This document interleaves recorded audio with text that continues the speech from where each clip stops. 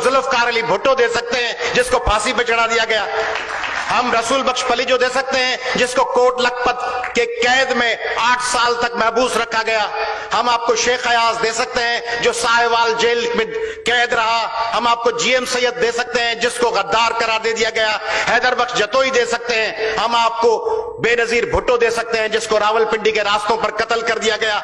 हम हथियारबंद नहीं है, हम एक्सट्रीमिस्ट नहीं है, हम ड्रग माफियाज नहीं हैं, हम ह्यूमन ट्रैफिकर्स नहीं हैं कि आप हमसे बात करें। हम लोगों को वाजिबुल कत्ल करार देने वाले नहीं हैं, इसलिए हम गिनती में नहीं हैं। हम आपको 72.5% गैस तो दे सकते हैं।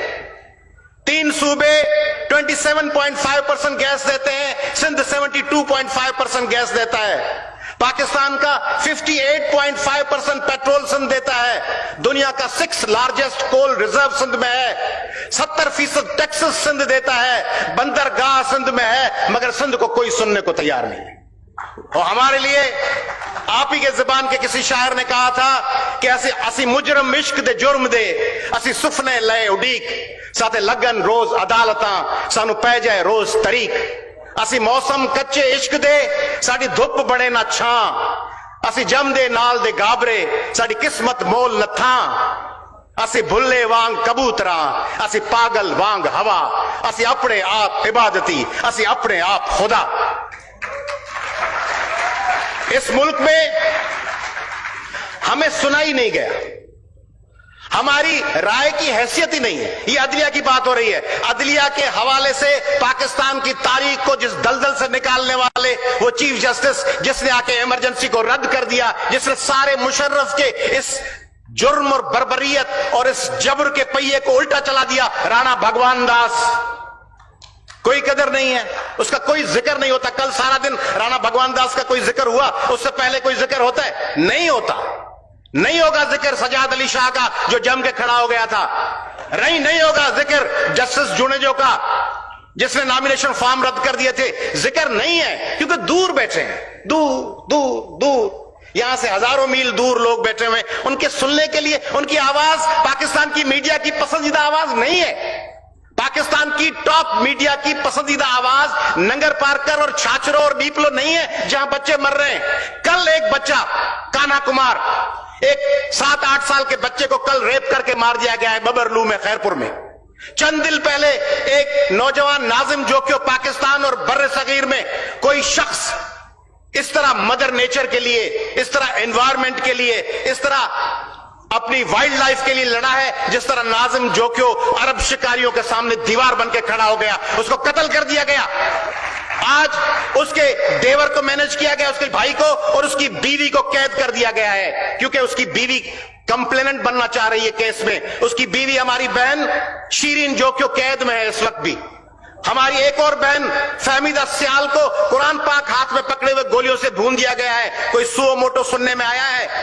हाँ, फरियाल गोहर की एक हाथ में कोई थैली हो, उसमें तो सुओ मोटो हो जाता है, उसमें तो सुओ मोटो होता है। मगर वहां पे फहमीदा सियाल के कत्ल पर, वहां पे नाजिम जोखियो के कत्ल पर कोई आवाज बुलंद नहीं होती। वहां पे मैमूना सुमरो बच्ची कत्ल कर दी गई है कदकोट में। वहां कुर्रतुलैन बुलेदी को कत्ल कर दिया गया है हैदराबाद में। कोई बोलने वाला नहीं है क्योंकि एजेंडा पे नहीं है। सिंध के लोगों को तो स्टीरियोटाइप बना दिया गया ना, साईं सरकार, वड्डी सरकार, मेरिट से सिंध के लोग, उनकी नजर में जो रूलिंग क्लिक्स के 500,000 लोग हैं, अगर वो करप्ट हैं, अगर वो, और मैं नहीं कहूंगा कि वो नहीं है, वो बिल्कुल हैं।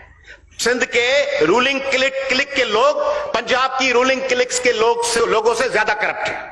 ये हम सिंधी होने की हैसियत से मैं तस्लीम करता हूं कि सिंध की तबाही और बर्बादी में जहां इस्लामाबाद का किरदार है, वहीं सिंध की तबाही और बर्बादी में इस्लामाबाद से ज्यादा किरदार सिंध की रूलिंग क्लासेस का है। मगर वो रूलिंग क्लासेस भी तो हम पर मुसल्लत करने वाले आप लोग हैं जो इस्लामाबाद में बैठे हैं। आप लोग उनको मुसल्लत करते हैं हम पर और फिर कहते हैं कि भुगतो। ये आपके लोग हैं, ये आपके सरों पर बैठे रहेंगे। उनको कभी आप अपनी बी टीम बना लेते हैं, कभी उनको आर्जी तौर पर अपना मुखालिफ बना के उनको हीरो बना देते हैं, फिर वो हीरो बनते हैं, फिर हीरो बनकर फिर वो अगले 5 साल सिंध को तबाह करने के लिए मैदान में उतरते हैं। सिंध में आपको पता है, सिंध की 18 अजला के लिए सिंध हाईकोर्ट ने कहा है कि वहां गटर मिला हुआ पानी लोगों को पिलाया जा रहा है। गटर, खराब पानी नहीं, पोल्यूटेड पानी नहीं, गटरों का मिला हुआ, गटर की लाइन और पानी की लाइन मिली हुई है 18 अजला में। सिंध हाईकोर्ट कहती है, मैं नहीं कहता।